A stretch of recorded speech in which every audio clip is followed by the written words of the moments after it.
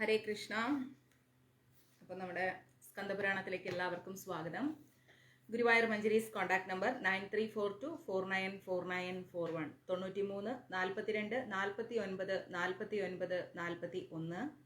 ഗുരുവായൂർ മഞ്ജരീസിന് മെയിൽസിനും ഫീമെയിൽസിനുമായിട്ട്, സ്ത്രീക്കും പുരുഷനുമായിട്ട് വ്യത്യസ്തമായ വാട്സപ്പ് ഗ്രൂപ്പുകൾ ലഭ്യമാണ്.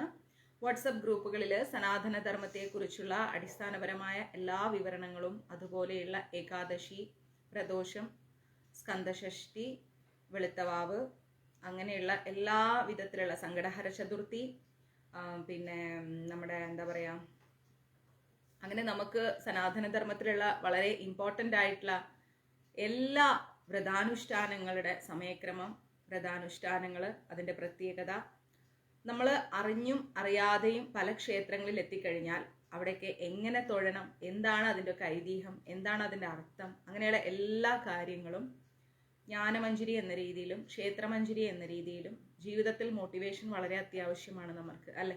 ഒന്ന് മനസ്സ് തുറന്ന് സംസാരിക്കാനോ, അല്ലെങ്കിൽ നമ്മളോട് നമ്മുടെ കഷ്ടതകളിൽ ആരെങ്കിലും എന്തെങ്കിലും ഒരു നല്ല വാക്ക് പറയുമ്പം അത് ഈശ്വരൻ്റെ വാക്കുകളാണ്, അല്ലെങ്കിൽ ആ വാക്കുകൾ എനിക്ക് വേണ്ടിയാണ് എന്ന് തോന്നുന്ന രീതിയിൽ ഒരു പ്രചോദനം ലഭിക്കുകയാണെങ്കിൽ ആ പ്രചോദനം മതി നമുക്ക് ജീവിതത്തിൽ മുന്നേറാൻ. അതിനായിട്ട് രാവിലെ എല്ലാ ദിവസവും പ്രഭാതമഞ്ജരിയും, ഒരു ദിവസം തുടങ്ങുന്നത് ഈശ്വരൻ്റെ നാമങ്ങളിലൂടെ ആണെങ്കിൽ അതിനേക്കാൾ സൗന്ദര്യമായൊരു ദിവസം വേറെ ഉണ്ടാവില്ല. അതിനായിട്ട് നല്ല നല്ല ഭക്തി ഗാനങ്ങൾ ദിവസവും രാവിലെയും വൈകിട്ടും ഓരോന്ന് ഗാനമഞ്ജരി എന്ന രൂപേണയും നമ്മൾ ഗ്രൂപ്പിൽ പോസ്റ്റ് ചെയ്യുന്നുണ്ട്. നമ്മുടെ ഗ്രൂപ്പ് അഡ്മിൻ ഓൺലി ആണ്. ഗ്രൂപ്പിൽ അംഗമാവുവാൻ 93 42 49 49 41 എന്ന നമ്പറിലേക്ക് ഒരു വാട്സപ്പ് മെസ്സേജ് തന്നാൽ മതി. ഉടനടി മെസ്സേജ് നോക്കിയിട്ടില്ലെങ്കിലും താമസിയാതെ മെസ്സേജ് നോക്കി മറുപടി തരുന്നതായിരിക്കും. കാരണം നമുക്ക് ലോകം മുഴുവനുള്ളൊരു നമ്പർ ആയതുകൊണ്ട് ഒത്തിരി മെസ്സേജുകളും കോൾസും വരും. അതുകൊണ്ട് മെസ്സേജ് ഇട്ട് വെച്ചാൽ മതി, സമയം പോലെ ഞാൻ നോക്കിയിട്ട് അതിന് മറുപടി തരുന്നതായിരിക്കും. ഓക്കെ, ഹരേ കൃഷ്ണ. അപ്പോൾ എല്ലാവർക്കും ദേവി മഹാത്മ്യം ക്ലാസ് വൈകുന്നേരം എടുത്തത് ഇഷ്ടപ്പെട്ടോ? ഉപകാരപ്രദമായോ ദേവി മഹാത്മ്യം? ക്ലാസ് കേട്ട ഒരുപാട് പേര് ഇപ്പൊ സ്കന്ദപുരാണം ക്ലാസ്സിലുണ്ട്. ദേവി മഹാത്മ്യത്തെ കുറിച്ച് ഉണ്ട്, കുങ്കുമുണ്ട്. ദേവി മഹാത്മ്യത്തെ കുറിച്ച് ഇത്ര വിശദമായിട്ട് നമ്മൾ എല്ലാവരും വായിക്കുമെങ്കിലും കവചത്തെ കുറിച്ചൊക്കെ ഇത്രയും ആധികാരികമായിട്ടിരിക്കുന്ന ഒരർത്ഥമുണ്ട് എന്ന് മുൻപ് എവിടെയെങ്കിലും കേട്ടിരുന്നോ? ശരിക്കും ആ ക്ലാസ് കേട്ടിട്ട് നിങ്ങൾ കവചം വായിക്കുകയാണെങ്കിൽ ഓരോ വരികളുടെയും അർത്ഥം നമ്മുടെ മൈൻഡിൽ ഇങ്ങനെ നിൽക്കും. ഉപകാരപ്രദമായോ ദേവി മഹാത്മ്യം?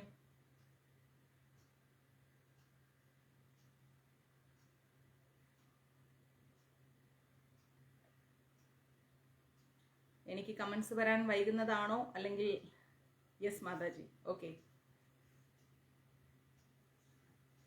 അപ്പൊ എല്ലാവരും ദേവി മഹാത്മ്യം വായിക്കാൻ ശ്രമിക്കുക. ദേവി മഹാത്മ്യത്തിന്റെ ശ്ലോക ബുക്സ് നമ്മുടെ കയ്യിലുണ്ട് മഞ്ജരീസിൽ. ആവശ്യമുള്ളവര് എനിക്ക് മഞ്ജരീസിന്റെ നമ്പറിലേക്ക്, മൊബൈൽ നമ്പറിലേക്ക് ഒരു വാട്സപ്പ് മെസ്സേജ് തന്നാൽ മതി. ബുക്ക് നമ്മൾ അയച്ചു തരാം. ദിവസവും ദേവി മഹാത്മ്യം, ഓക്കെ, ദിവസവും ദേവി മഹാത്മ്യം കേൾക്കാൻ ശ്രമിക്കണം കേട്ടോ, മറക്കരുത്.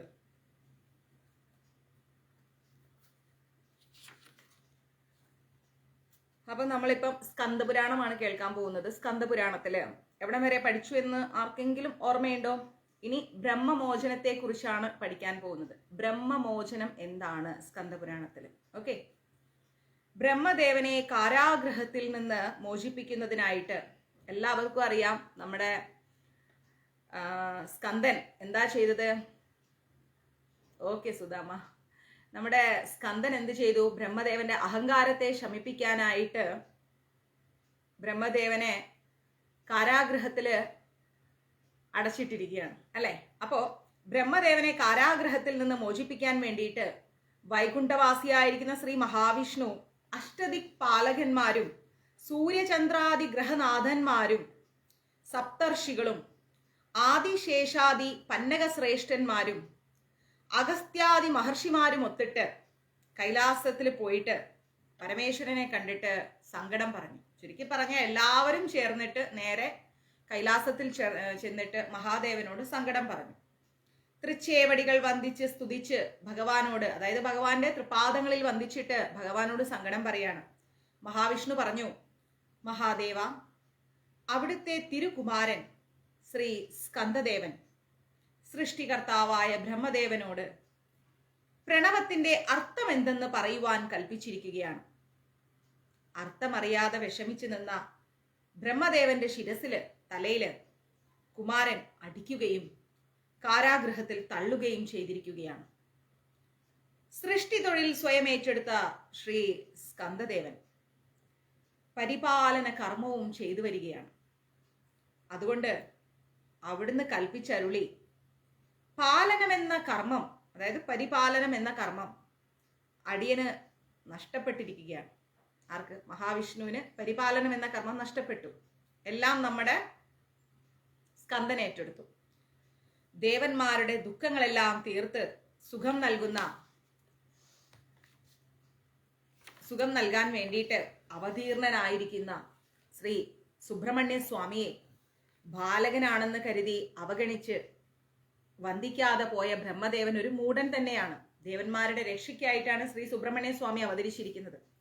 ആ സുബ്രഹ്മണ്യ സ്വാമിയെ ഒരു കുട്ടിയെന്ന് കരുതി അവഗണിച്ചത് തെറ്റ് തന്നെയാണ്. ബ്രഹ്മദേവൻ അത് ചെയ്തത് തെറ്റ് തന്നെയാണ്. എങ്കിലും അതിനുള്ള ശിക്ഷയും സൃഷ്ടാവ് അനുഭവിച്ചു കഴിഞ്ഞു. സർവലോക ചരാചര പിതാവായിരിക്കുന്ന അവിടുന്ന് ബ്രഹ്മദേവൻ ചെയ്ത തെറ്റുകളെല്ലാം പുറത്തിട്ട് കാരാഗൃഹത്തിൽ നിന്നും മോചനം നൽകുന്നതിന് അനുഗ്രഹം ഉണ്ടാവണം. വിഷ്ണു പറഞ്ഞതെല്ലാം കേട്ടിട്ട് ചിരിച്ചുകൊണ്ട് ശ്രീ പരമേശ്വരൻ പറഞ്ഞു, ദേവന്മാരെ, എടുത്തുതരാം. ദേവന്മാരെ, ശിവനെയും കുമാരനെയും വേറെയായി കാണുന്നവരെ മൂഢരാണ്. കുമാരൻ നാം തന്നെയാണ്, നാം കുമാരനുമാണ്, കുമാരൻ നാമും തന്നെയാണ്. കുമാരനെ അവഗണിച്ച് നമ്മെ സ്തുതിക്കുന്നവർക്ക് ഇഹപര സുഖങ്ങൾ സിദ്ധിക്കുകയില്ല. സത്യമായ ഈ തത്വത്തിന്റെ അർത്ഥം അറിയാതിരുന്ന ബ്രഹ്മദേവന് ബോധോദയം ഉണ്ടാകുവാൻ വേണ്ടി പദവിക്കനുസൃതമായിരിക്കുന്ന അറിവ് നേടിയെടുക്കുന്നതിന് വേണ്ടിയാണ് കുമാരൻ സ്രഷ്ടാവിനെ ദണ്ഡിച്ചിരിക്കുന്നത്.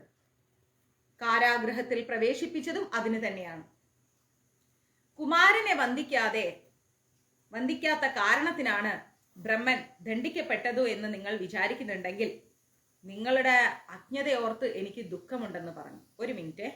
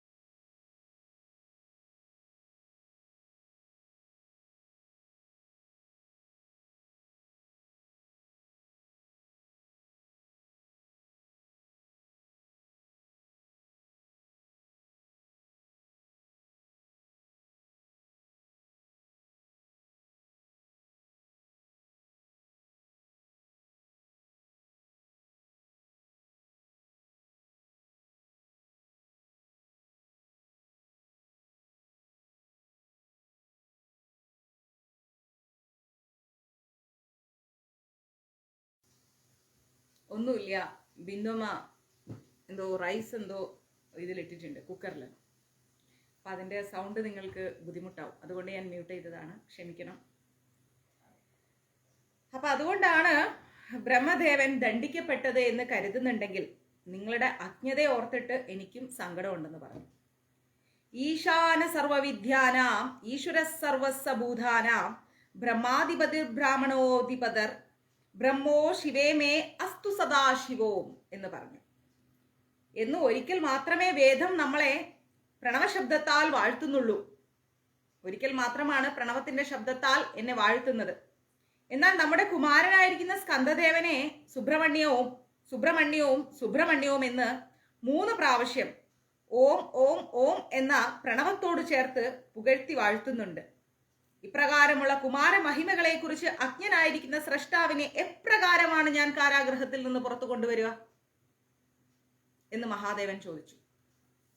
ശ്രീ പരമേശ്വരൻ ഇതുപോലെ പറഞ്ഞപ്പോ കൃപാനിധിയായിരിക്കുന്ന ദേവന്റെ മനസ്സലിഞ്ഞിട്ട് നന്ദികേശ്വരനോട് പറഞ്ഞു, നന്ദികേശ്വര, നമ്മുടെ വാക്കുകൾ കുമാരദേവനെ ധരിപ്പിച്ച് നമ്മൾ പറഞ്ഞതെല്ലാം കുമാരദേവനോട് ചെന്ന് പറഞ്ഞിട്ട് കാരാഗൃഹത്തിൽ നിന്ന് ബ്രഹ്മദേവനെ മോചിപ്പിച്ചിട്ട് ഇങ്ങോട്ട് കൊണ്ടുവരൂ, എന്റെ മുമ്പിലേക്ക് കൊണ്ടുവരൂ എന്ന് പറഞ്ഞു. ശ്രീ ഗംഗാധരദേവന്റെ കൽപ്പന അതുപോലെ കേട്ട നമ്മുടെ നന്ദിദേവൻ ശിവഗണങ്ങളും ഒത്തിട്ട് സ്കന്ദന്റെ സ്ഥലത്തെത്തിയിട്ട് ശ്രീ കുമാരദേവ പാതാര വിന്ദങ്ങൾ വന്ദിച്ചിട്ട്, അതായത് സുബ്രഹ്മണ്യ സ്വാമിയുടെ പാദങ്ങളിൽ വന്ദിച്ചിട്ട് എന്തിനാണ് നന്ദിദേവൻ വന്നിരിക്കുന്നത് എന്ന കാര്യം ശ്രീ കുമാരദേവനോട് പറഞ്ഞു. നന്ദികേശ്വരൻ പറഞ്ഞതെല്ലാം കേട്ടപ്പോ ശ്രീ മുരുകൻ എന്തു ചെയ്തു? ചേതോഹരമായിരിക്കുന്ന മനോഹാരിതയോടുകൂടി പുഞ്ചിരിച്ചിട്ട് പറഞ്ഞു, നന്ദികേശ, ബ്രഹ്മാവിന് കാരാഗ്രഹമോചനം നൽകുന്നത് ഞാനിപ്പോ തീരുമാനിക്കുന്നില്ല. ഇപ്പൊ നാം അത് ഉദ്ദേശിക്കുന്നില്ല. അതേക്കുറിച്ച് തർക്കിച്ചു നിൽക്കുവാൻ നീ കരുതുന്നുണ്ടെങ്കിൽ സൃഷ്ടാവിന് സംഭവിച്ചിരിക്കുന്ന ഗതി നിനക്കും വരും. എന്തായാലും ബ്രഹ്മദേവനെ ഞാനിപ്പോ കാരാഗ്രഹത്തു നിന്ന് പുറത്തു കൊണ്ടുവരില്ല എന്ന് പറഞ്ഞു. കർശനമായിരിക്കുന്ന ശ്രീ മുരുകന്റെ കൽപ്പന അത് കേട്ടപ്പോ നന്ദികേശ്വരൻ വല്ലാതെ പരിഭ്രമിച്ചു. അധിക പ്രസംഗം ആപത്തിനിടയാക്കുമെന്ന് മനസ്സിലാക്കിയ നന്ദിദേവൻ എന്തേത്? സ്കന്ദദേവന്റെ പാദങ്ങൾ നമസ്കരിച്ചിട്ട് നേരെ കൈലാസത്തിലേക്ക് പോയി. കൈലാസത്തിലെത്തിയ നന്ദിദേവൻ ശ്രീ സ്കന്ദദേവൻ പറഞ്ഞതെല്ലാം മഹാദേവനോട് പറഞ്ഞു. സന്തോഷത്തോടുകൂടി പുഞ്ചിരി തൂകിയിട്ട് ശ്രീ പരമേശ്വരൻ സിംഹാസനത്തിൽ നിന്ന് എഴുന്നേറ്റിട്ട് പറഞ്ഞു, ശ്രീ മഹാവിഷ്ണു മറ്റു ദേവന്മാരും മഹർഷി വര്യന്മാരും ശ്രീ മഹാദേവനെ സ്തുതിച്ചു. അദ്ദേഹം എഴുന്നേറ്റപ്പോൾ എല്ലാവരും മഹാദേവനെ സ്തുതിച്ചു. ഋഷഭവാഹനാരൂഢനായിരിക്കുന്ന ഭഗവാൻ, അതായത് മഹാദേവൻ, സ്കന്ദദേവസ്ഥാനമായിരിക്കുന്ന സ്കന്ദസ്ഥലത്തേക്ക് മഹാദേവൻ നേരിട്ട് പോവാണ്. ദേവാദിദേവന്മാരും മുനിപുങ്കുവന്മാരും കൈലാസനാഥന്റെ അനുഗമിച്ചിട്ട് കൂടെ പോവാണ്. സ്കന്ദസ്ഥലത്തെത്തിയ ശ്രീ ചന്ദ്രചൂഡ ഭഗവാൻ ഋഷഭവാഹനത്തിൽ നിന്ന് ഇറങ്ങിയിട്ട് സ്കന്ദസ്ഥലത്തിന്റെ ഉള്ളിലേക്ക് കയറുകയാണ്. എന്നിട്ടോ പരമപിതാവിനെ ദർശിച്ച ശ്രീ കുമാരദേവൻ, അതായത് അദ്ദേഹത്തിന്റെ അച്ഛനാണല്ലോ വന്നിരിക്കുന്നത്, മഹാദേവനെ കണ്ടപ്പോ സ്കന്ദദേവൻ ആശ്ചര്യാനന്ദവരിതനായിട്ട് സർവേശ്വരനെ നമസ്കരിക്കാനായിട്ട് രത്നസിംഹാസനത്തിൽ നിന്ന് എഴുന്നേറ്റിട്ട് തൊഴു കൈയോടെ ഭവ്യതയോടുകൂടി പിതാവിന്റെ ആഗമന ഉദ്ദേശം ചോദിച്ചു. അച്ഛനെ കണ്ടപ്പം ശ്രീ കുമാരദേവന് ഭയങ്കര സന്തോഷമായി. കാരണം അച്ഛൻ ഇങ്ങനെ പെട്ടെന്ന് ഇങ്ങനെ വന്നത്, മുന്നറിയിപ്പില്ലാതെ വന്നത് കണ്ടപ്പോൾ വളരെയധികം സന്തോഷം. അദ്ദേഹം എഴുന്നേറ്റിട്ട് തൊഴു കൈയോടുകൂടി ഭവ്യതയോടുകൂടി മഹാദേവനെ വന്ദിച്ചിട്ട് ചോദിച്ചു, എന്താ അങ്ങ് പെട്ടെന്ന് ഇങ്ങനെ വന്നിരിക്കുന്നത്? അങ്ങ് വരാനുള്ള കാരണം എന്താന്ന് ചോദിച്ചു. സ്കന്ദദേവൻ പറഞ്ഞു, അവിടുന്ന് എഴുന്നള്ളിയ കാരണം എന്താണെന്ന് അന്വേഷിക്കുന്നത് അനുചിതമെങ്കിൽ, അതായത് അങ്ങ് വന്ന കാരണം എന്താന്ന് ഞാൻ ചോദിക്കുന്നത് തെറ്റില്ല എങ്കിൽ, ഇനി അഥവാ തെറ്റാണെങ്കിൽ പുറത്തരളണം, തെറ്റില്ല എങ്കിൽ കാരണമില്ലാതെ കാരണക്കാരൻ ചലിക്കുകയില്ലെന്ന സത്യവചനം എളിയവനായ അടിയൻ മനസ്സിലാക്കുന്നു പിതാവേ. ഒരു കാരണവും ഇല്ലാതെ ഈ കാര്യത്തിന് കാരണമായിരിക്കുന്ന കാരണക്കാരനായിരിക്കുന്ന അങ്ങ് ഒരു കാര്യവുമില്ലാതെ എഴുന്നള്ളി വരില്ല എന്ന് എനിക്ക് ഉറപ്പുണ്ട്. അപ്പോ അങ്ങ് വന്ന കാര്യം എന്താണ്? വിനയപൂർവത്തോടുകൂടിയുള്ള അർത്ഥമുള്ള പുത്രവചനങ്ങൾ ജഗത് പിതാവിനെ സന്തോഷവാനാക്കി. സൗന്ദര്യത്തിടമ്പായിരിക്കുന്ന പുത്രനെ ആപാദ ചൂടം കൗതുകത്തോടുകൂടി നോക്കിക്കൊണ്ട് ശ്രീ പരമേശ്വരൻ പറഞ്ഞു,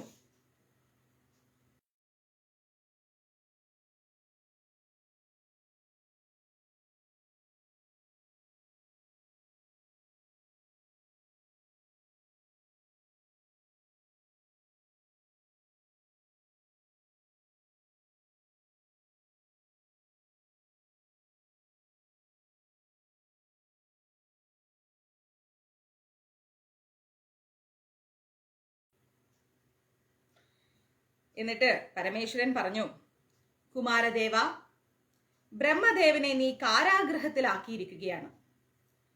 ബ്രഹ്മനെ മോചിപ്പിക്കണമെന്നുള്ള വിചാരവുമായിട്ടാണ് നാം വന്നിരിക്കുന്നത്. ജഡതിയിൽ ബ്രഹ്മമോചനം അനുവദിക്കൂ, പെട്ടെന്ന് തന്നെ ബ്രഹ്മദേവനെ മോചിപ്പിക്കൂ. അതിന് സമ്മതമില്ല എന്ന ഭാവത്തില് ശ്രീ സ്കന്ദദേവൻ തന്റെ ശിരസ്സൊന്നിളക്കിക്കൊണ്ട് പിതാവിനെ അറിയിച്ചു, ഇങ്ങനെ മോചിപ്പിക്കില്ല. സ്കന്ദദേവൻ പറഞ്ഞു, പിതാവേ, പ്രണവമന്ത്രമർത്ഥമറിയാത്തവൻ ലോക സൃഷ്ടി നടത്തുന്നത് അപഹാസ്യമല്ലേ പിതാവേ? പ്രണവമന്ത്രത്തിന്റെ അർത്ഥം പോലും അറിയാത്ത ഒരാളാണ് ലോക സൃഷ്ടി നടത്തുന്നത്. ഇത് അപഹാസ്യമല്ലേ?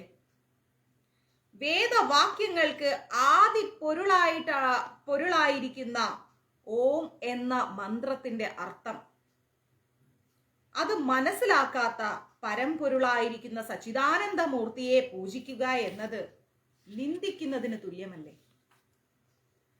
ജ്ഞാനവും ഗ്രാഹ്യവും പാണ്ഡിത്യവുമില്ലാത്ത ബ്രഹ്മാവിനെ ശ്രേഷ്ഠാവായി നിയോഗിച്ച അവിടുത്തെ തിരുവുള്ള ലീലകൾ വിചിത്രം തന്നെ പിതാവേ.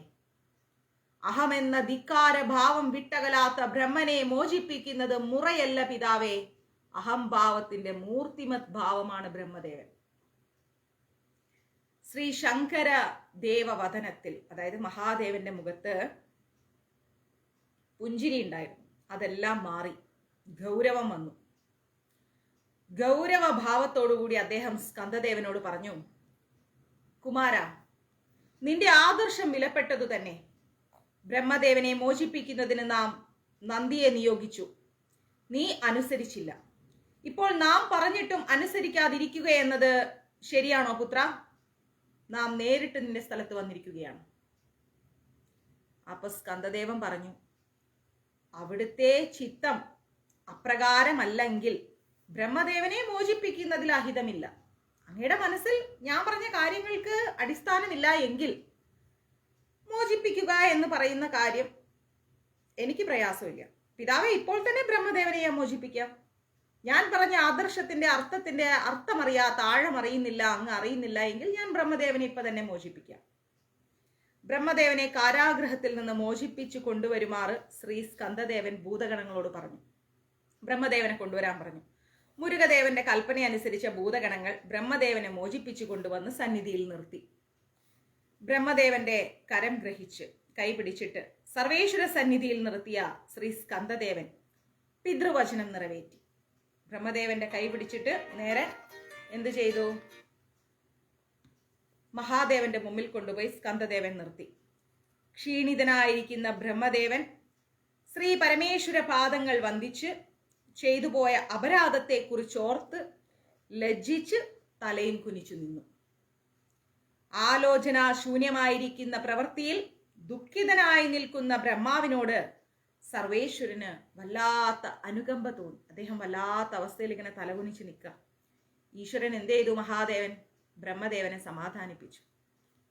ബ്രഹ്മദേവനോട് പറഞ്ഞു മഹാദേവൻ, ബ്രഹ്മദേവ, ദീർഘകാലം കാരാഗ്രഹവാസം ചെയ്തതിനാൽ താങ്കൾ വളരെയധികം ക്ഷീണിച്ചിരിക്കുന്നു. ദുഃഖം വെടിയൂ. പശ്ചാത്താപം തന്നെയാണ് ഏറ്റവും വലിയ പ്രായശ്ചിത്തം. അങ്ങ് വല്ലാതെ ദുഃഖിക്കുകയാണല്ലേ. കാരാഗ്രഹത്തിൽ ഒരുപാട് നാൾ കിടന്നു. കരുണാർദ്രമായിരിക്കുന്ന സ്നേഹത്തോടെയുള്ള മഹാദേവന്റെ വാക്കുകൾ കേട്ടപ്പം ബ്രഹ്മദേവൻ ആശ്വാസം മാത്രമല്ല കണ്ണുനീരും വന്നു. ബ്രഹ്മദേവൻ പറഞ്ഞു, കരുണാവാരിതേ, അവിടുത്തെ കുമാരനായ സ്കന്ദദേവൻ അടിയന് നൽകിയത് കാരാഗ്രഹവാസമല്ല, വർണ്ണാശ്രമവാസമാണ്. തിരുകുമാര പാദസ്പർശന ഭാഗ്യം സിദ്ധിച്ച അടിയൻ പാദദീക്ഷ ലഭിച്ച പരമപുണ്യവാനായി തീർന്നിരിക്കുകയാണ്. ഞാൻ എൻ്റെ എന്ന അഹങ്കാരമെല്ലാം മാറി ഹൃദയശുദ്ധി പ്രാപിക്കുന്നതിന് അടിയനെ കനിഞ്ഞനുഗ്രഹിച്ച ശ്രീ സ്കന്ദദേവ മഹിമകൾ പ്രപഞ്ച ശ്രേയസ്സിന് ആധാരമാണ്. എനിക്കൊരു സങ്കടവും ഇല്ല. സ്കന്ദദേവ മഹിമകൾ ഉണർന്ന ബ്രഹ്മദേവന് ശിവനും സ്കന്ദനും എന്ന് ഒന്നാണെന്നുള്ള ആ ഒരു ബോധ്യം, ആ ഒരു തത്വം മനസ്സിലായി. കുമാരദേവനെ തൃക്കൺ പാർത്ത് ചിരിച്ചുകൊണ്ട് മഹാദേവൻ പുത്രനെ അടുത്തേക്ക് വിളിച്ചു. ക്ഷമിക്കണം, നെറ്റിന്റെ ഇഷ്യൂ ആയിരുന്നു. ബാലകുമാരനെ വാരി പുണർന്നിട്ട് മഹാദേവൻ മൂർധാവിൽ ചുംബിച്ചു. കുമാരനെ മടിയിലിരുത്തി ചേർത്ത് പിടിച്ചുകൊണ്ട് പരമപിതാവ് മകനോട് ചോദിച്ചു, കുമാര, ബ്രഹ്മദേവന് പോലും അറിവാൻ കഴിയാത്ത പ്രണവത്തിന്റെ അർത്ഥം നീ അറിയുന്നുവെങ്കിൽ അത് പറയൂ കുമാര എന്ന് പറഞ്ഞു. സ്കന്ദദേവൻ പറഞ്ഞു, പിതാവേ, സർവലോക മാതാവായിരിക്കുന്ന ശ്രീ മഹേശ്വരി ദേവിക്ക് പരമരഹസ്യമായി അവിടുന്ന് ഉപദേശിച്ച പ്രണവമന്ത്രത്തിന്റെ അർത്ഥം പാവനവും പവിത്രവുമാണ്. പരസ്യമായി അത് ഉപദേശിക്കുക എന്നത് ഉചിതമല്ല. ദേവകാലവും സ്ഥലവും അറിഞ്ഞ് അതറിയുവാൻ അവിടുത്തെ തിരുവുള്ളമുണ്ടാകുമെങ്കിൽ പറയുവാൻ ഞാൻ സന്നിഹിതനാണ് എന്ന് പറഞ്ഞു. ഉപദേശിക്കുന്നവർക്കെല്ലാം ഗുരുവായ ശ്രീ പരമേശ്വരന് ഉപദേശം കേൾക്കുന്ന ശിഷ്യനാകണമെന്ന ഒരാഗ്രഹമുണ്ടായി. അതായത് ആരെന്ത് ചോദിച്ചാലും അവർക്കെല്ലാം ഉപദേശങ്ങൾ നൽകുന്ന മഹാദേവന് കുമാരനിൽ നിന്നും കുറച്ച് കാര്യങ്ങൾ മനസ്സിലാക്കാൻ ഒരു ശിഷ്യനെ പോലെ ആഗ്രഹം തോന്നി. എളിമയെ പ്രേമിക്കുന്നവരാണല്ലോ ശ്രീ കൈലാസനാഥൻ. മഹാദേവൻ എപ്പോഴും എളിമയാണ് ഇഷ്ടപ്പെടുന്നത്. മഹാദേവൻ പറഞ്ഞു, പുത്ര, ബാലകനെങ്കിലും നിന്റെ ബുദ്ധി ശ്രേഷ്ഠമായതാണ്, നാം അതനുസരിക്കുന്നു എന്ന് പറഞ്ഞു.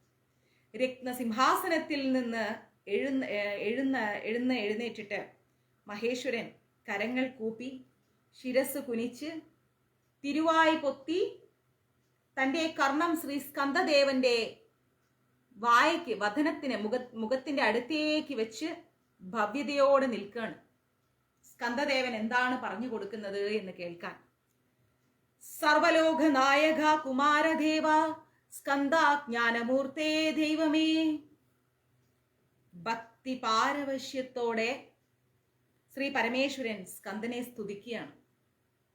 ഗുരുനാഥന്മാരോട് ശിഷ്യന്മാർ എങ്ങനെ പെരുമാറണം എന്നുള്ള ആ ഒരു ധർമ്മബോധം ലോകത്തെ മനസ്സിലാക്കിക്കാൻ വേണ്ടി ശ്രീ പരമേശ്വരൻ തന്റെ മകനായ ശ്രീ സ്കന്ദദേവന്റെ സന്നിധിയിൽ ഉപദേശം തേടുന്നതിനായി പഞ്ചപുച്ഛങ്ങളും അടങ്ങി തൊഴുതു നിൽക്കുകയാണ്. പേരാൽ വൃക്ഷത്തിന്റെ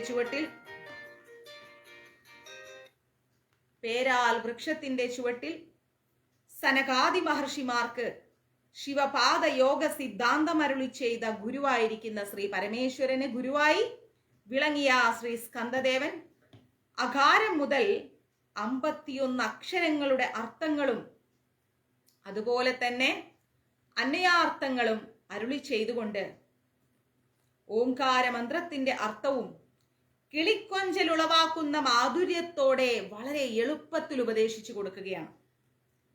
പ്രണവമന്ത്രമർത്ഥമറിയാതെ സൃഷ്ടികൾ നടത്തിക്കൊണ്ടിരുന്ന ബ്രഹ്മദേവൻ കാരണം പിതാവിന് പുത്രൻ മന്ത്രോപദേശം അരുളിയ സുദാർഹ്യമായിരിക്കുന്ന ഒരു മഹാസംഭവം ഉണ്ടായി അല്ലെ. ബ്രഹ്മദേവന് പ്രണവമന്ത്രത്തിന്റെ അർത്ഥം എന്താണ് എന്ന് അറിയാത്തതിന്റെ ഒറ്റ കാരണത്തിന്റെ പുറത്താണ് സ്കന്ദദേവൻ ബ്രഹ്മദേവനെ കൊണ്ടുപോയി കാരാഗ്രഹത്തിൽ അടയ്ക്കുന്നത്. അങ്ങനെ എന്തുണ്ടായി? കാരാഗ്രഹത്തിൽ അടച്ചത് കൊണ്ടാണ് ഇപ്പോ മഹാദേവൻ നേരിട്ട് എവിടെ വരാൻ കാരണമായത്, നേരിട്ട് സ്കന്ദദേവന്റെ സ്ഥലത്ത് വരാൻ കാരണമായതും സ്കന്ദദേവനോട് മഹാദേവൻ പല കാര്യങ്ങൾ അറിയണം എന്നുള്ള ഒരു ഭാവത്തിലേക്ക് എത്തിയതും. പ്രണവാർത്ഥം എന്നാൽ എന്താണ്? പ്ര എന്നാൽ വിശേഷമായിരിക്കുന്നത് എന്നർത്ഥം. പ്രണവത്തിന്റെ പ്ര എന്നാൽ വിശേഷമാണെന്ന് അർത്ഥം. നവം എന്നാൽ പുതിയത് എന്നർത്ഥം. അതുകൊണ്ടാണല്ലോ ഇവിടെ മഹാദേവൻ എന്ത് ചെയ്തത്? സ്കന്ദദേവന്റെ അടുത്ത് വന്നിട്ട് സർവലോകനായക കുമാരദേവ സ്കന്ദജ്ഞാനമൂർത്തേ ദൈവമേ എന്ന് മഹാദേവൻ അരുളി ചെയ്തത്. സ്കന്ദദേവന്റെ അടുത്ത് അത്രയും സ്കന്ദനോട്, കുമാരനോട്, സുബ്രഹ്മണ്യ സ്വാമിയോട് മഹാദേവൻ അത്രയും താഴ്മയോടുകൂടിയാണ് നിന്നിട്ട് എന്ത് ചോദിക്കുന്നത്? പ്രണവമന്ത്രത്തിന്റെ അർത്ഥം ചോദിക്കുന്നത്. പ്രണവാർത്ഥം എന്നാൽ എന്താണ്? പ്ര എന്നാൽ വിശേഷമായത് എന്നർത്ഥം. നവം എന്നാൽ പുതിയത് എന്നർത്ഥം. ആലോചനയിൽ കൂടി അനുഭവിക്കും തോറും, നമ്മൾ പ്രണവത്തെ കുറിച്ച് ചിന്തിക്കും തോറും പുതിയ പുതിയ വിശേഷമായിരിക്കുന്ന അർത്ഥങ്ങൾ ഉണരുവാൻ സാധിക്കുന്നതെന്തോ പ്രണവം. കാലപ്രവാഹത്തിൽ തേഞ്ഞുമാഞ്ഞു പോകാതെ എന്നും എപ്പോഴും പുത്തൻ പുതിയതായി നിൽക്കുന്ന ആത്മതത്വമാണ് പ്രണവം എന്ന് പറയുന്നത്. ഒരിക്കലും പ്രണവത്തിന് നാശമില്ല. ആലോചിക്കും തോറും പ്രണവം. നവം എന്നാൽ പുതിയത്, പുതിയതായിക്കൊണ്ടേ ഇരിക്കുന്നത് എന്താണ്? പുതുമ നിറഞ്ഞുകൊണ്ടിരിക്കുന്നത് എന്താണ്? പ്രണവം. ലോകത്തെ മായാലോകം എന്നാണ് നമ്മൾ ഈ ലോകത്തെ പറയുന്നത് അല്ലെ. ഇത് മെറ്റീരിയലിസ്റ്റിക് വേൾഡ് ആണ്.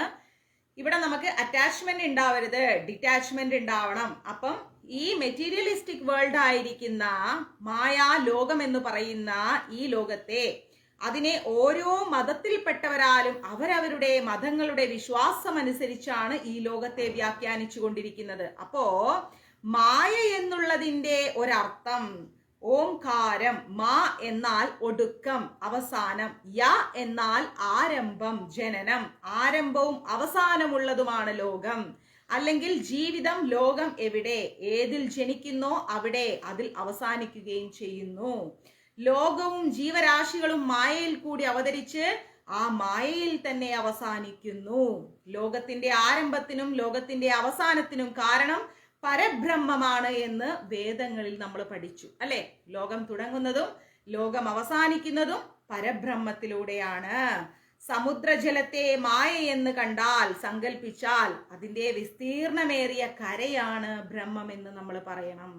കടലിൽ തുടങ്ങി കരയിൽ അത് അലതല്ലിച്ചിരിക്കുന്ന തിരമാലകളാണ് ജീവരാശികൾ.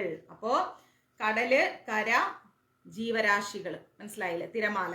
അപ്പൊ അതുപോലെ ലോകവും ജീവജാലങ്ങളുമെല്ലാം ബ്രഹ്മത്തിൽ തുടങ്ങി ബ്രഹ്മത്തിൽ തന്നെ അവസാനിക്കുകയാണ്. സകല ആത്മാക്കളും അണുക്കളായി മൂലപ്രകൃതിയിൽ സ്ഥിതി ചെയ്യുന്നു. നമ്മൾ ബിഗ് ബാങ്കിനെ കുറിച്ച് പഠിക്കുകയാണെങ്കിൽ, വേദിക് കോസ്മോളജിയിൽ പഠിക്കുകയാണെങ്കിൽ, എല്ലാം സ്റ്റാർട്ട് ചെയ്യുന്നത് മൂലപ്രകൃതിയിൽ ഒരു അണുവായി ഇരുന്നിട്ട് അതിൽ നിന്നാണ് സ്റ്റാർട്ട് ചെയ്യുന്നത്. മൂലപ്രകൃതിയിൽ കുടികൊള്ളുന്ന ആത്മാവിന് മോചനം നൽകുന്ന ദയാപരനായിരിക്കുന്ന പരമാത്മാവ് മൂലം പ്രാപിക്കുന്നതിന് ശരീരവും തിരിച്ചറിയുന്നതിന് ബുദ്ധിയും വസിക്കുന്നതിന് ലോകവും നൽകി അനുഗ്രഹിക്കുന്നുണ്ട്. തനു, കരണം, ഭുവനം, ഭോഗം, ശരീരം അത് പ്രാവർത്തികമാക്കുന്നതിനുള്ള അവയവങ്ങൾ എന്താണ്? ലോകം, സുഖം ഇവയെ പ്രദാനം ചെയ്യുന്നു. ഈശ്വരന്റെ ഇപ്രകാരമുള്ള കാരുണ്യത്തെയാണ് പരാശക്തി എന്ന് പറയുന്നത്. ഭഗവാന്റെ ആ കാരുണ്യത്തെയാണ് നമ്മൾ അന്തർശക്തി അല്ലെങ്കിൽ പരാശക്തി എന്ന് നമ്മൾ പറയുന്നത്. പരാശക്തിയായിരിക്കുന്ന ആ കാരുണ്യ ജലപ്രവാഹത്തെ താങ്ങിക്കൊള്ളുന്നതിനോ തടസ്സപ്പെടുത്തുന്നതിനോ ആർക്കാ സാധിക്കുക? ആർക്കും പരാശക്തിയെ താങ്ങാനും സാധിക്കില്ല, തടസ്സപ്പെടുത്താനും സാധിക്കില്ല. മഹാനദീ പ്രവാഹത്തെ താങ്ങുന്നതിനുള്ള കരുത്ത് നാം കൃഷി ചെയ്യുന്ന വയലുകൾക്ക് ഇല്ലാത്തത് കൊണ്ടാണ് മഹാനദിയിൽ നിന്ന് ജലം എന്ത് ചെയ്യുന്നത്? കനാലുകൾ വഴിയായും തോടുകൾ വഴിയായും ഓടകൾ വഴിയായൊക്കെ വയലുകളിൽ എത്തിക്കുന്നത്. ഒറ്റയടിക്ക് വെള്ളം വന്നു കഴിഞ്ഞാൽ വയലുകൾക്ക് താങ്ങാൻ പറ്റില്ല. പക്ഷെ അത് പല വഴിക്ക് കുറച്ച് കുറച്ച് വെള്ളമായിട്ടാണ് നമ്മൾ വയലുകളിലേക്ക് എത്തിക്കുന്നത്. അതുപോലെ പരാശക്തിയായിരിക്കുന്ന ആ മഹാനദി അവരവരുടെ കർമ്മസിദ്ധികൾക്ക് അനുസൃതമായിട്ട് ഓരോരുത്തർക്കും കരുണാജലം നൽകിക്കൊണ്ടേയിരിക്കുകയാണ്. മനസ്സിലാവുന്നുണ്ടോ? പരാശക്തി എന്ന മഹാനദിയുടെ 1000ൽ 1 ഭാഗമായിട്ട് ആദിശക്തി പിരിയാണ്. ആദിശക്തിയുടെ 1000ൽ 1 ഭാഗമായിട്ട് ജ്ഞാനശക്തി പിരിഞ്ഞു. ജ്ഞാനശക്തിയുടെ 1000ൽ 1 ഭാഗമായിട്ട് ക്രിയാശക്തി പിരിഞ്ഞു. അപ്പോ ആദിശക്തി, ജ്ഞാനശക്തി, ക്രിയാശക്തി. ഈ ക്രിയാശക്തിയാണ് ലോകത്തെ നയിച്ചുകൊണ്ടിരിക്കുന്നത്. ക്രിയാശക്തിയുടെ 1000ൽ 1 ഭാഗമായിട്ട് ഇച്ഛാശക്തി പിരിയുകയാണ്. ഇച്ഛാശക്തി എന്ന ആ വെള്ളച്ചാട്ടം ബിന്ദു എന്ന ചക്രത്തിൽ പതിച്ച് നാദമുദിച്ച് നാദത്തിൽ നിന്ന് ഓങ്കാരശക്തി രൂപപ്പെടുകയാണ്. പരാശക്തി മുതൽ ഓങ്കാരശക്തി വരെ 6 ശക്തികളുണ്ട്. ഇവ 6ഉം തിരുമുഖങ്ങളായിട്ടുള്ളവനാണ് അറമുഖദേവൻ. ഈ 6 ശക്തികളും ചേർന്നാൽ ആരായി? ആറുമുഖദേവനായി, സാക്ഷാൽ സുബ്രഹ്മണ്യ സ്വാമിയായി. ശ്രീ മുരുകദേവൻ ഓങ്കാരനാദത്തിന്റെ ഉൾപ്പൊരുളായും അതിൽ നിന്ന് വേർപെട്ട പൊരുളായിട്ടും മാറിക്കൊണ്ടിരിക്കുകയാണ്.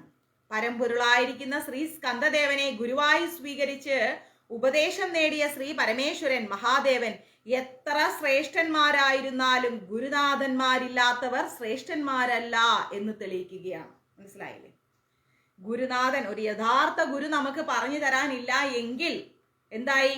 നമ്മൾക്കൊരു ശ്രേഷ്ഠതയും ഇല്ല എന്നാണ് നമ്മൾ മനസ്സിലാക്കേണ്ടത്.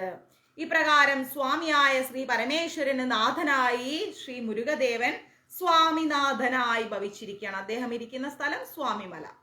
ഓക്കെ, എങ്ങനെയാണ് മുരുകദേവന് സ്വാമിനാഥൻ എന്ന പേര് വന്നത്? അച്ഛനായിരിക്കുന്ന പിതാവായിരിക്കുന്ന മഹാദേവന് ഓംകാരം എന്ന് പറയുന്ന പ്രണവത്തിന്റെ അർത്ഥം അദ്ദേഹം പറഞ്ഞു കൊടുക്കുകയാണ്. അങ്ങനെ മഹാദേവന് ഉപദേശകനായി ഗുരുവായി മാറിയ ശ്രീ മുരുകനെ നമ്മൾ സ്വാമിനാഥൻ എന്ന് വിളിക്കുന്നു. മഹാദേവൻ ശ്രീ സ്കന്ദദേവനിൽ നിന്ന് ഉപദേശം സ്വീകരിച്ച് എന്നറിഞ്ഞ അഗസ്ത്യ മഹർഷി പ്രണവമന്ത്രത്തിന്റെ അർത്ഥം അറിയാനായി സ്കന്ദസ്ഥലത്തേക്ക് വരികയാണ്. വീരബാഹുവിനോട് അനുവാദം വാങ്ങിയ അഗസ്ത്യർ എന്ത് ചെയ്തു? നേരെ സ്കന്ദന്റെ സ്ഥലത്തേക്ക് വന്നിട്ട് സ്കന്ദദേവന്റെ ദർശനം വാങ്ങിയിട്ട് അഗസ്ത്യ മഹർഷി എന്താ ചെയ്തത്? നേരെ പാദങ്ങളിൽ നമസ്കരിച്ചു പ്രാർത്ഥനയായിട്ട് അപേക്ഷിച്ചു. അഗസ്ത്യർ പറഞ്ഞു, സ്കന്ദദേവ, കാമനെ ദഹിപ്പിച്ച കാമാരിയാണ് അവിടുത്തെ പിതാവ്, അല്ലെ? കാമദേവനെ പോലും ദഹിപ്പിച്ച ആളാണ് അവിടുത്തെ അച്ഛനായിരിക്കുന്ന മഹാദേവൻ. അടിയൻ കാമമോഹാദികളിൽ ഉഴലുന്നവനാണ്. അതായത് നമ്മുടെ അഗസ്ത്യമുനി കാമമോഹാദികളിൽ കിടന്ന് ഉഴന്നുകൊണ്ടിരിക്കുകയാണ്. കാലനാണ് അവിടുത്തെ പിതാവ്. അടിയൻ കാലനെ ഭയപ്പെടുന്നവനാണ്. സർവേശ്വരനായിരിക്കുന്ന ശ്രീ പരമേശ്വരന് പ്രണവമന്ത്രാർത്ഥം ഉപദേശിച്ച സ്കന്ദദേവ, തിരുവുള്ളമുണ്ടായി അടിയനും ആ സൗഭാഗ്യം സിദ്ധിക്കുവാൻ അനുഗ്രഹിക്കണേ. എനിക്കും പ്രണവമന്ത്രത്തിന്റെ അർത്ഥം പറഞ്ഞു തരണേ സ്കന്ദദേവ. അഗസ്ത്യ മഹർഷിയുടെ അപേക്ഷ കൈക്കൊണ്ട ശ്രീ മുരുകദേവൻ എന്ത് ചെയ്തു? അഗസ്ത്യ മഹർഷിക്കും പ്രണവമന്ത്രത്തിന്റെ അർത്ഥവും വേദാഗമശാസ്ത്രവും ലോകമെങ്ങും അറിയാനായിട്ട് അഗസ്ത്യമുനിക്ക് പറഞ്ഞു കൊടുത്തു. അഗസ്ത്യമുനിയോട് പറഞ്ഞു കൊടുത്തു, വേദാഗമശാസ്ത്രവും പ്രണവമന്ത്രത്തിന്റെ അർത്ഥവും ലോകം മുഴുവൻ അങ്ങ് പറഞ്ഞു കൊടുക്കണം എന്ന് പറഞ്ഞു. അങ്ങനെ എല്ലാം അദ്ദേഹം പറഞ്ഞു കൊടുത്തു. ഇനി പടയൊരുക്കം. എന്താണ് പടയൊരുക്കം? വൈകുണ്ഠനാഥനായ ശ്രീ നാരായണദേവന്റെ തൃക്കണ്ണുകളിൽ നിന്ന് ഉതിർന്നു വീണ ആനന്ദ കണ്ണുനീർ തുള്ളികൾ സുന്ദരികളും സുമികളുമായിരിക്കുന്ന 2 ഓമൽ പുത്രിമാരായി മാറി. പങ്കജനാഥന്റെ സുന്ദരാനനത്തിൽ നിന്ന് ഉത്ഭവിച്ചവരാൽ മൂത്തവളായിരിക്കുന്ന മകൾ, അതായത് പങ്കജനാഥൻ എന്ന് പറഞ്ഞു കഴിഞ്ഞാൽ നാരായണൻ മഹാവിഷ്ണു, അദ്ദേഹത്തിന്റെ ഓമൽ കണ്ണുകളിൽ നിന്ന് വന്ന കണ്ണുനീർ തുള്ളികൾ 2 നല്ല സുന്ദരികളായ പെൺകുട്ടികളായി മാറി. ഒന്നാമത്തെ മകളുടെ പേരാണ് അമൃതവല്ലി, ഇളയ പുത്രി സുന്ദരവല്ലി. 2 കുട്ടികൾ, അമൃതവല്ലി, സുന്ദരവല്ലി. നന്ദനവനത്തിലെ പ്രഫുല്ല കുസുമങ്ങളെ പോലെ ചേതോഹാരികളായിരിക്കുന്ന അമൃതവല്ലിയും സുന്ദരവല്ലിയും സൗന്ദര്യത്തിന്റെ ദേവനായ മന്മഥനെ അഴകാൽ തോൽപ്പിച്ച ശ്രീ കുമാരദേവനെ തങ്ങൾക്ക് കാന്തനായി സിദ്ധിക്കണമെന്ന് ആഗ്രഹിച്ചു. അവര് കുമാരദേവനെ ഭർത്താവായി വേണമെന്ന് ആഗ്രഹിച്ചു. തങ്ങളുടെ ആഗ്രഹം നടക്കാൻ വേണ്ടി ശ്രീ സ്കന്ദദേവനെ കുറിച്ച് ഓർത്ത് അവര് തപസ് അനുഷ്ഠിക്കാൻ സഹോദരിമാര് നിശ്ചയിച്ചു. തപസ്സിനായി ഹിമാലയ പർവ്വതത്തിന്റെ താഴ്വരയിലെത്തിയ സഹോദരിമാർ എന്തു ചെയ്തു? ശാന്തസുന്ദരവും പ്രകൃതി രമണീയവുമായിരിക്കുന്ന ശരവണപ്പൊയ്കയുടെ തീരത്ത് വന്നിട്ട് തപസ്സിനായിട്ട് ആ സ്ഥലം അവർ തെരഞ്ഞെടുക്കുകയാണ്. പാവനവും നിർമ്മലവുമായിരിക്കുന്ന ശരവണപ്പൊയ്കയിലെ പുണ്യ തീർത്ഥത്തിൽ നീരാടി അമൃതവല്ലിയും സുന്ദരവല്ലിയും ശരീരശുദ്ധി മാനസശുദ്ധി എല്ലാം വരുത്തി ഇഷ്ടകാര്യം നടക്കാൻ വേണ്ടി തപസ്സാരംഭിച്ചു. ഊണും ഉറക്കവും എല്ലാം ഉപേക്ഷിച്ച് സ്കന്ദദേവന്റെ തൃപ്പാധാരങ്ങൾ മനസ്സിൽ ധ്യാനിച്ചുകൊണ്ട് സഹോദരിമാര് തപസ് അനുഷ്ഠിക്കുകയാണ്. അങ്ങനെ കാലം കുറേ കഴിഞ്ഞു. ഏകാഗ്രതമായിരിക്കുന്ന മനസ്സോടെ അമൃതവല്ലിയും സുന്ദരവല്ലിയും രാവും പകലും വസന്തവും ശിശിരവും ഒന്നും പോയതറിയാതെ സ്കന്ദനെ ഭർത്താവായി ലഭിക്കാൻ വേണ്ടിയുള്ള നല്ല ആ ഒരു ആഗ്രഹത്തോടെ വൈരാഗ്യ ബുദ്ധിയോടുകൂടി തപസ് അനുഷ്ഠിച്ചു വരികയാണ്. ഏകാഗ്രമായിരിക്കുന്ന മനസ്സോട് കൂടിയ ആ സഹോദരിമാരുടെ തപസ്സില് സംപ്രീതനായിരിക്കുന്ന സ്കന്ദദേവൻ അവരുടെ മുമ്പിൽ പ്രത്യക്ഷനായി. അമൃതവല്ലിയുടെയും സുന്ദരവല്ലിയുടെയും മുമ്പിൽ പ്രത്യക്ഷനായി. സ്കന്ദദേവന്റെ ദർശനം കിട്ടിയപ്പോൾ അമൃതവല്ലിയും സുന്ദരവല്ലിയും അവരുടെ മനസ്സിലെ കുറെ കാലങ്ങളായിട്ടുള്ള ആഗ്രഹം എന്താന്നുള്ളത് സന്തോഷത്തോടുകൂടി സ്കന്ദദേവനോട് പറഞ്ഞു. സാഷ്ടാംഗം പ്രണമിച്ചുകൊണ്ട് സ്ത്രീ സഹജമായ കുറെ നാണത്തോടും കൂടി ക്ഷമയോടും കൂടി തലകുനിച്ചിട്ടെല്ലാം സ്കന്ദദേവനോട് കാര്യം പറഞ്ഞു. സുന്ദരികളും യുവതികളുമായിരിക്കുന്ന നിങ്ങൾ എന്ത് കാമിച്ചാണ് തപസ് അനുഷ്ഠിക്കുന്നത് എന്നാണ് നേരെ സ്കന്ദൻ ചോദിക്കുന്നത്. തങ്ങളുടെ ഇംഗിതം എന്താണെന്ന് ശ്രീ സ്കന്ദദേവനോട് പറയാൻ കുറച്ച് നാണമൊക്കെ തോന്നി ഇവർക്ക്. സകല ജീവരാശികളുടെയും ഹൃദയവും അവയുടെ എല്ലാ ജീവരാശികളുടെ ഹൃദയവും ആ ഹൃദയത്തിലുള്ള ആഗ്രഹങ്ങളും ദുഃഖങ്ങളും എല്ലാം അറിയുന്ന ത്രികാലജ്ഞാനിയാണ് ആര്? നമ്മുടെ ശ്രീ സ്കന്ദദേവൻ. എല്ലാം അറിഞ്ഞിട്ടും ഒന്നും അറിയാത്തവനെ പോലെ തങ്ങളോട് എന്തിനായി ഇങ്ങനെ തപസ് അനുഷ്ഠിച്ചത് എന്നാണ് ചോദിക്കുന്നത് ഇദ്ദേഹം. എന്താ ചെയ്യുക ഇങ്ങനെ പറഞ്ഞാൽ എന്നുള്ള മനോഭാവത്തോട് നിൽക്കുകയാണ്. ശ്രീ നാരായണ കുമാരിമാരാണല്ലോ, നാരായണദേവന്റെ മക്കളാണല്ലോ അമൃതവല്ലിയും സുന്ദരവല്ലിയും. ശ്രീ കുമാരദേവൻ അപ്പോ പാണിഗ്രഹം ചെയ്തില്ല, കല്യാണം കഴിച്ചിട്ടില്ല. കാരണം ശക്തിയും ഒരുമിച്ച് വാഴുമ്പോൾ നിഗ്രഹം സംഭവിക്കുകയില്ല. ശക്തിയായവൾ ദയയുടെ ഭാവമാണ്, അല്ലെ? ഇപ്പോഴും അമ്മമാരെന്ന് പറയുമ്പം ദയയാണ്. അപ്പൊ ശക്തിയുമായിട്ട് ജീവിക്കുമ്പോൾ ഒരിക്കലും നിഗ്രഹം, ദേവന്മാരെ അസുരന്മാരെ നിഗ്രഹിക്കാനാണല്ലോ അദ്ദേഹം വന്നത്. നിഗ്രഹം സാധിക്കില്ല. ശക്തി എന്ന് പറയുമ്പോൾ എപ്പോഴും ഒരു ദയ ഉണ്ടാവും അവർക്ക്. ദേവിക്ക് എപ്പോഴും ഒരു ദയാ മനോഭാവമുണ്ട്. ശൂരപത്മ സംഹാരത്തിനു ശേഷം മാത്രമാണ് ദേവിമാരെ കല്യാണം കഴിക്കാൻ സാധിക്കൂ എന്ന് കുമാരന്റെ മനസ്സിൽ ഉറപ്പിച്ചിരുന്നു. ശ്രീ പരമേശ്വരൻ പാർവതീ പരിണയത്തിന് മുമ്പാണ് കാമദേവനെ ദഹിപ്പിച്ചത്. അല്ലെ, പാർവതിയെ വിവാഹം ചെയ്യുന്നതിന് മുമ്പാണ് ശ്രീ പരമേശ്വരൻ കാമദേവനെ ദഹിപ്പിച്ചത്. ശ്രീരാമചന്ദ്രദേവൻ ദേവിയെ പിരിഞ്ഞതിന് ശേഷമാണ് രാവണനെ വധിച്ചത്. അറിയാലോ. അമൃതവല്ലിയെ ദേവേന്ദ്രപുത്രിയായി വളരുമാറാകട്ടെ എന്നും സുന്ദരവല്ലിയെ ഭൂലോകത്തിൽ ശിവമുനിയുടെ പുത്രിയായി ജനിച്ച് വേടന്മാരാൽ വളർത്തപ്പെട്ടവളാകട്ടെ എന്ന് അനുഗ്രഹിച്ചു. ഞാൻ വിവാഹം കഴിക്കാം, പക്ഷേ അമൃതവല്ലി ദേവേന്ദ്രന്റെ മകളായിട്ട് വളരട്ടെ. സുന്ദരവല്ലി ഭൂലോകത്തിൽ പോയിട്ട് ശിവമുനിയുടെ പുത്രിയായി ജനിച്ച് വേടന്മാരാൽ വളർത്തപ്പെടുമാറാകട്ടെ എന്ന് അനുഗ്രഹിച്ചു. ഒരുത്തിക്ക് ദേവലോകം, മറ്റൊരുത്തിക്ക് ഭൂലോകം. ഒരുത്തി ഇന്ദ്രന്റെ മകൾ, ഒരുത്തി കുറത്തി.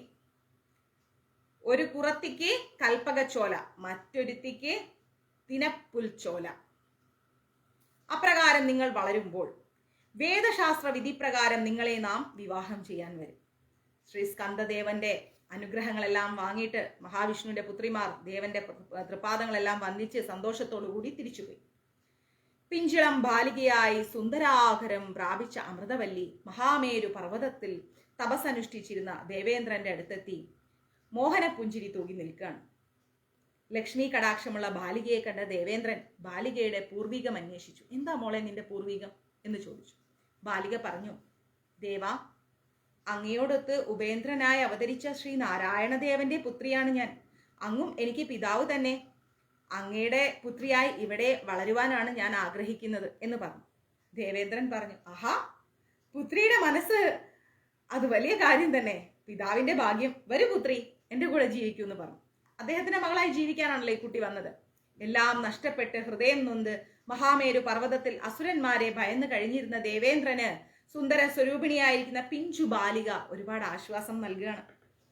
കൊഞ്ചുന്ന അവളുടെ കിളിമൊഴിയിൽ ദുഃഖം മറന്ന ദേവേന്ദ്രൻ അവളെ ചേർത്ത് പിടിച്ച് തന്റെ വാഹനമായിരിക്കുന്ന ഐരാവതത്തെ വിളിച്ചിട്ട് ഇന്ദ്രൻ പറഞ്ഞു, ഇവൾ നമ്മുടെ അരുമപുത്രിയാണ്. സൗഭാഗ്യജാതയായിരിക്കുന്ന ഇവൾ നമ്മുടെ ഐശ്വര്യ ദേവതയാണ്. ഇവൾ കല്ലിലൊന്നും നേരിടാതെ നീ നല്ലപോലെ അവളെ സൂക്ഷിക്കണം എന്ന് പറഞ്ഞു ഐരാവതത്തോട്. ദേവേന്ദ്രൻ പറഞ്ഞതനുസരിച്ച് ഐരാവതം ദേവേന്ദ്രന്റെ മകളായിരിക്കുന്ന പുത്രിയെ തന്റെ കണ്ടത്തിൽ ഉപവിഷ്ടയാക്കി, അതായത് ഐരാവതത്തിന്റെ മുകളിൽ ഇരുത്തി സത്യലോക തലസ്ഥാനമായിരിക്കുന്ന മനോവധി നഗരത്തിലേക്ക് പോയി.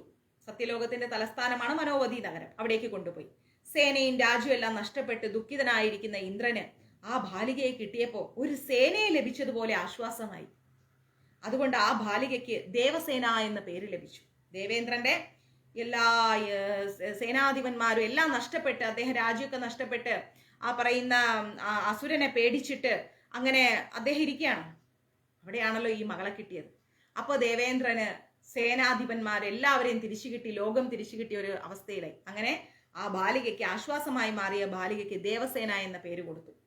വിഷ്ണുദേവന്റെ വധനപുത്രിയായിരിക്കുന്ന ദേവസേന സൗന്ദര്യത്തിടമ്പായ ശ്രീ ലക്ഷ്മി ദേവിയേക്കാൾ രൂപവതി അത്രേ. തന്റെ സ്വപ്നം സാക്ഷാത്കരിക്കുന്നതിന് ഒരു നിമിഷം പോലും വേസ്റ്റാക്കാതെ, വ്യർത്ഥമാക്കാതെ, ഒഴിവാക്കാതെ ദേവസേന ശ്രീ സ്കന്ദദേവന്റെ പ്രാർത്ഥനയിൽ വ്യാപൃതയായിരിക്കുകയാണ്.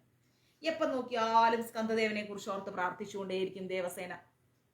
വിഷ്ണുദേവന്റെ ഇളയ പുത്രിയായ സുന്ദരവല്ലി ഭൂലോകത്തിൽ തൊണ്ടയാ നാട്ടിലുള്ള വള്ളിമലയിൽ ചെന്ന് ശ്രീ കുമാരദേവനെ ഓർത്ത് ഇങ്ങനെ പ്രാർത്ഥിച്ചുകൊണ്ടിരിക്കുകയാണ്, തപസ് ചെയ്തുകൊണ്ടിരിക്കുകയാണ്. കാമമോഹമേ ഇല്ലാത്ത ശ്രീ സ്കന്ദദേവനെ പ്രാർത്ഥിക്കുന്നതിന് സുന്ദരസുരവല്ലികളായിരിക്കുന്ന അമൃതവല്ലിയും സുന്ദരവല്ലിയും ദേവനെ കാമിച്ച് തപസ് അനുഷ്ഠിച്ചുകൊണ്ടിരിക്കുകയാണ്. സൗന്ദര്യം സൗന്ദര്യത്തോട് ചേരണമല്ലോ. പ്രകൃതി, അതാണ് പ്രകൃതി സിദ്ധാന്തം.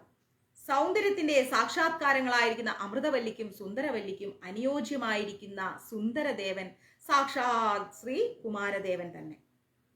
ഇച്ഛാശക്തിയും ക്രിയാശക്തിയും കാമാസക്തി വെടിഞ്ഞ ദേവന്റെ കൽപ്പന അനുസരിച്ചുകൊണ്ട് അവർ ജീവിക്കാൻ ആഗ്രഹിക്കുകയാണ്. അമൃതം സൗന്ദര്യ രൂപം പ്രാപിച്ച് പൂങ്കൊടിയെ പോലെ കോമളമായി വിളങ്ങുന്നവളാണ് അമൃതവല്ലി. ഉടലെടുത്ത കൊടിയെ പോലെയുള്ളവളാണ് സുന്ദരവല്ലി. സരസ്വതി ദേവിക്ക് ചൊല്ലിൽ സൗന്ദര്യം, അതായത് സരസ്വതി ദേവിക്ക് വായ്മൊഴിയിലാണ് സൗന്ദര്യം. ലക്ഷ്മി ദേവിക്ക് വദനത്തിൽ സൗന്ദര്യം. ലക്ഷ്മി ദേവിക്ക് മുഖത്തലാണ് സൗന്ദര്യം. പാലാഴി വാസനായിരിക്കുന്ന ശ്രീ നാരായണദേവന് നയനങ്ങളിൽ സൗന്ദര്യം. ഇപ്രകാരം ഓരോരുത്തർക്കും പ്രത്യക്ഷമായിരിക്കുന്ന സൗന്ദര്യം പ്രദാനം ചെയ്യുന്നത് ഓരോരോ അവയവങ്ങളാണ്. പക്ഷേ അമൃതവല്ലിയുടെയും സുന്ദരവല്ലിയുടെയും സൗന്ദര്യം പ്രത്യേകമായ ഒരു അവയവത്തിൽ കൂടി വരുന്നതല്ല. പിന്നെയോ അവ എല്ലാ അവയവങ്ങളിലും ഒരുപോലെ സൗന്ദര്യം ഉണ്ടായിരുന്നു രണ്ടുപേർക്കും. സൗന്ദര്യം എന്ന പദത്തിന്റെ അർത്ഥം എന്തെന്നറിയണമെങ്കിൽ അമൃതവല്ലിയെയും സുന്ദരവല്ലിയെയും ദർശിക്കുക എന്നുള്ളതാണ് അതിന്റെ ശരിയായ അർത്ഥം. അത്രയും സൗന്ദര്യവതികളായിരുന്നു രണ്ടുപേരും. അമൃതവല്ലിക്കും സുന്ദരവല്ലിക്കും ദർശനമരുളി അനുഗ്രഹിച്ച ശ്രീ സ്കന്ദദേവൻ സ്കന്ദസ്ഥലത്തിലേക്ക് എത്തിയിട്ട് 109 വീരന്മാരും മറ്റു ഭൂതഗണങ്ങളും അകമ്പടി സേവിക്കുമാറ് കൈലാസത്തിലേക്ക് പോവാണ്.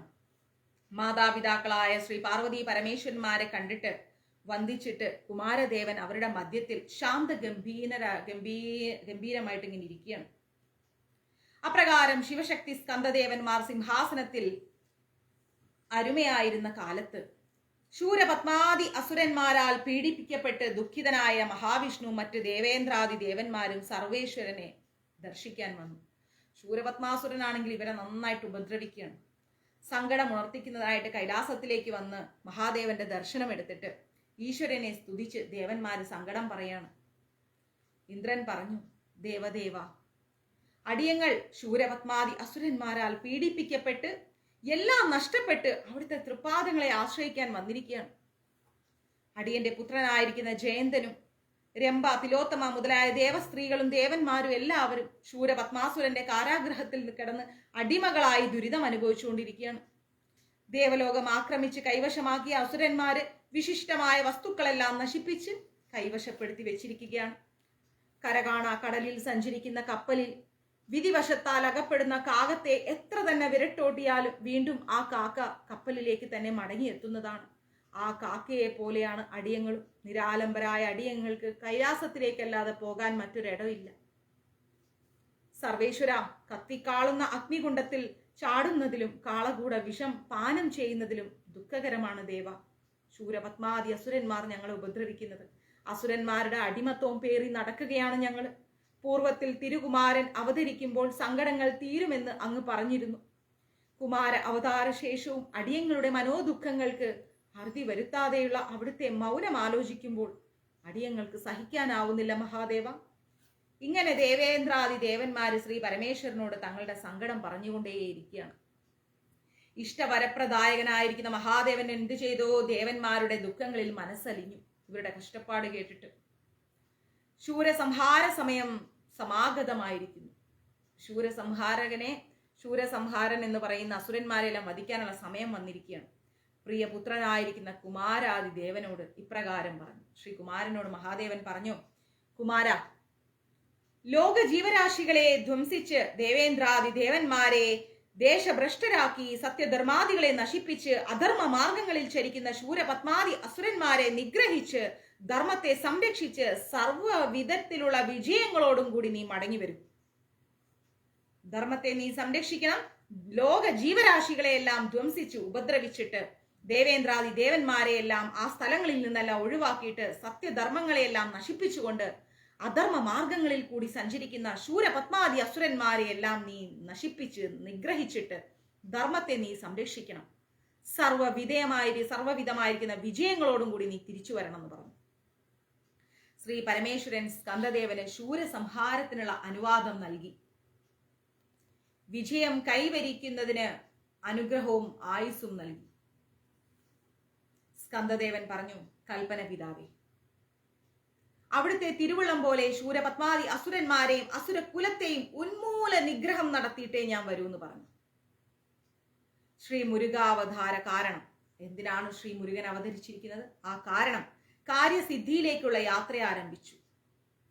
ശക്തി സ്വരൂപ മൂർത്തികളായിരിക്കുന്ന 11 രുദ്രന്മാരെയും ശ്രീ പരമേശ്വരൻ മനസ്സിൽ ധ്യാനിച്ചു. രുദ്രന്മാർ ശിവസന്നിധിയിൽ പ്രത്യക്ഷപ്പെട്ട് കൽപ്പനയ്ക്കായി കാത്തു നിൽക്കുകയാണ്. ശിവൻ പറഞ്ഞു, ഏകാദശ രുദ്രന്മാരെ, നിങ്ങൾ ശ്രീ സ്കന്ദദേവന് ആയുധങ്ങളായി മാറിയാലും എന്ന് പറഞ്ഞു. ശ്രീ പരമേശ്വര നാമവും രൂപസാദൃശ്യമുള്ള കാഞ്ചന കാന്തി ഭംഗിയിൽ ജടാമുടികളോടുകൂടി ഏകാദശ രുദ്രന്മാർ ശിവകൽപ്പന അനുസരിച്ച് തോരണം, കൊടി, ഗഡ്ഗം, കുലിശം, അസ്ത്രം, അങ്കുശം, മണി, താമര, ദണ്ഡ്, ചാപം, മഴു അങ്ങനെയുള്ള ദിവ്യ ആയുധങ്ങളായി മാറുകയാണ് ഇവരെല്ലാവരും. എന്നിട്ട് ശ്രീ സ്കന്ദദേവന്റെ തൃക്കരങ്ങളിൽ ഇങ്ങനെ വിളങ്ങി നിൽക്കുകയാണ്.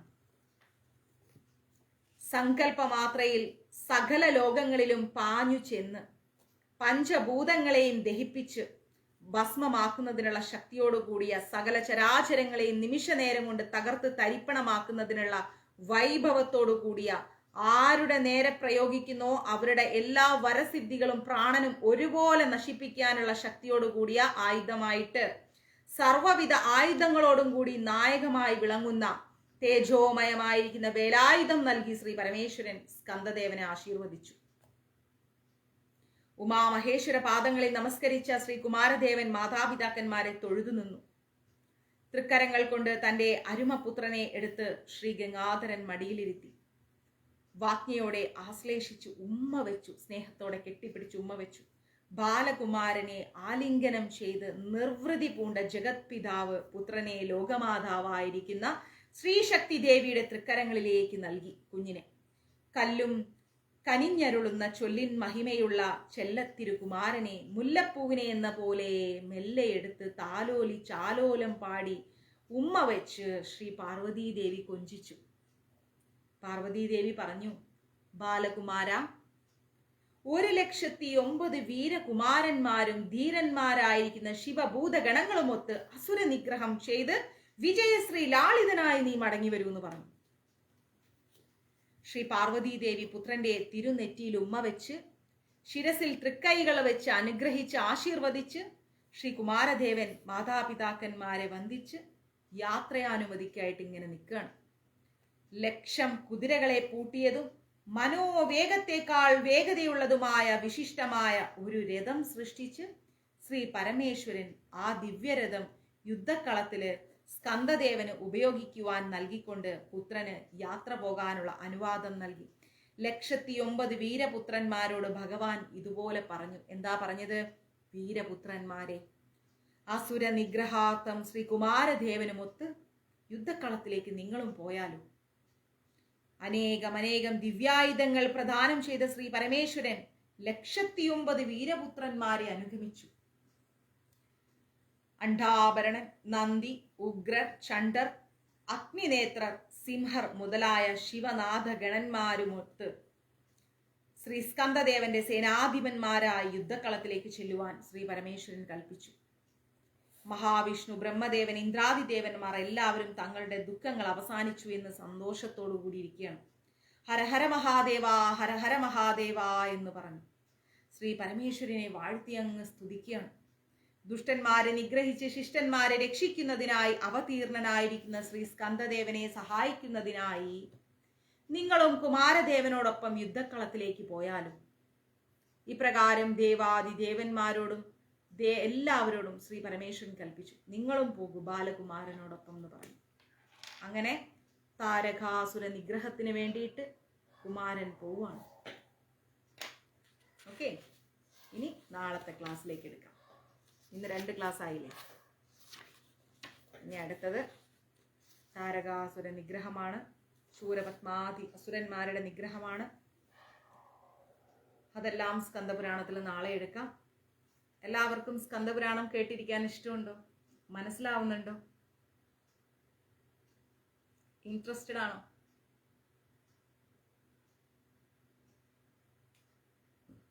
ഇന്നും നാളെയായിട്ട് എല്ലാവരും ഗീത, കൃഷ്ണ ബുക്കൊക്കെ ഓരോരുത്തർക്ക് ദാനം ചെയ്യൂട്ടോ. വളരെ നല്ല കാര്യമാണ്. ഗീത ദാനം ചെയ്യാൻ താല്പര്യമുള്ളവർ മഞ്ജരീസിലേക്ക് മെസ്സേജ് ഇടുക. എല്ലാവരും ഒരു ഗീതയെങ്കിലും ദാനം ചെയ്യുക. വളരെ ശ്രേഷ്ഠമാണ്. ഓക്കെ,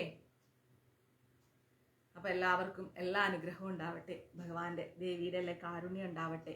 ഗുരുപരമ്പരയുടെ അനുഗ്രഹം ഉണ്ടാവട്ടെ. ആയുസ്സും ആരോഗ്യവും ശാന്തിയും സമാധാനവും എല്ലാ ഭൗതിക സുഖങ്ങളും ആത്മീയ സുഖങ്ങളും എല്ലാം ഭഗവാൻ നൽകട്ടെ. എല്ലാ പ്രശ്നങ്ങളിൽ നിന്ന് പുറത്തു വരാൻ സാധിക്കട്ടെ. ഓക്കെ, ഹരേ കൃഷ്ണ. സർവം കൃഷ്ണാർപ്പണമസ്തു. പ്രഭുപാദ് കി ജയ്, ഗുരു മഹാരാജ് കി ജയ്, രാധാ പവനപുരേഷൻ കി ജയ്. ഓം ശ്രീ മാത്രേ നമഃ. Hara Hara Mahadev. Class maximum share ചെയ്യൂ കേട്ടോ. ഹരേ കൃഷ്ണ.